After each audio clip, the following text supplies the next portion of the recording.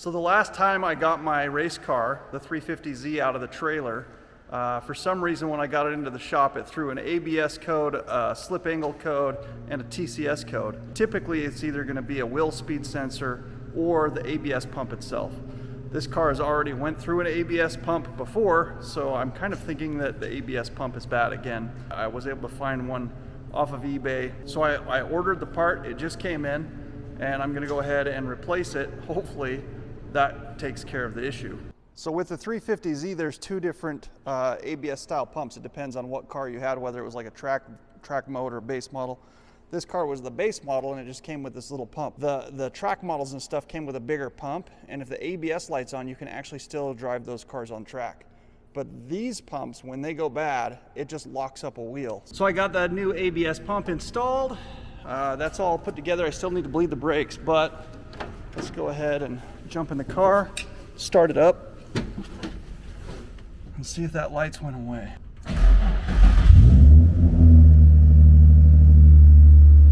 Well, I'm a little concerned that the TCS and the slip lights are still on. That doesn't make a whole lot of sense, but it looks like the ABS light's off, so maybe I need to pull it out, drive around, see if those lights go off. I mean, ultimately, I usually end up having to push this button anyways to get those to turn off.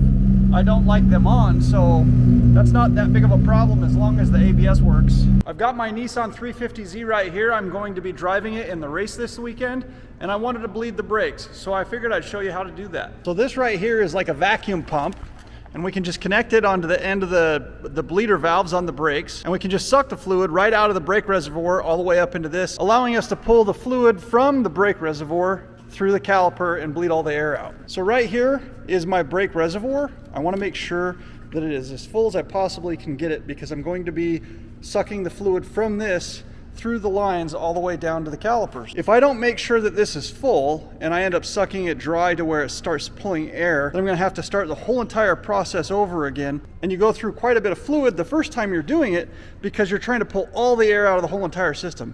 Any air left inside the system makes it so it doesn't work as well, and you get a spongy pedal. If you want a really solid brake pedal, you need to make sure that you're pulling fluid only.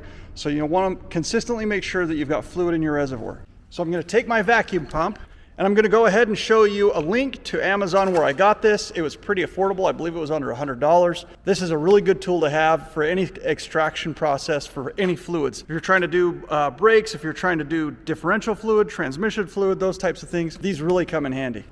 Now the bleeding process is actually pretty simple. We want to make sure we start from the furthest caliper away from the brake reservoir. So we're going to do the right rear, then the left rear, then the right front, then the left front. So I'm just going to go ahead and show you how to do it right here on this left rear. Now most calipers usually only have one bleed valve, but these are a Brembo caliper, so they have a bleed valve on the outside and the inside. We want to make sure that we start with the outside first, and then we'll go to the inside. So what we want to do is we want to place our bleeder vacuum hose on top of this bleeder valve, and then we're going to go ahead and pump up the vacuum.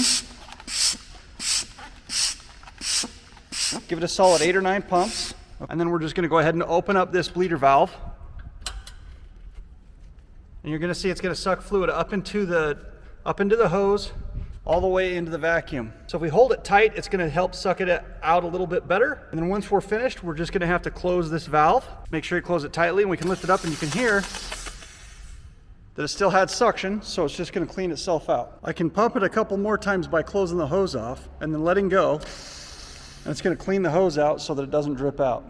So once I have this one tightened back up and I can put my cap cover back on it, I can go to the next one, which is the inside, and then I'll start that process over on each corner of the calipers.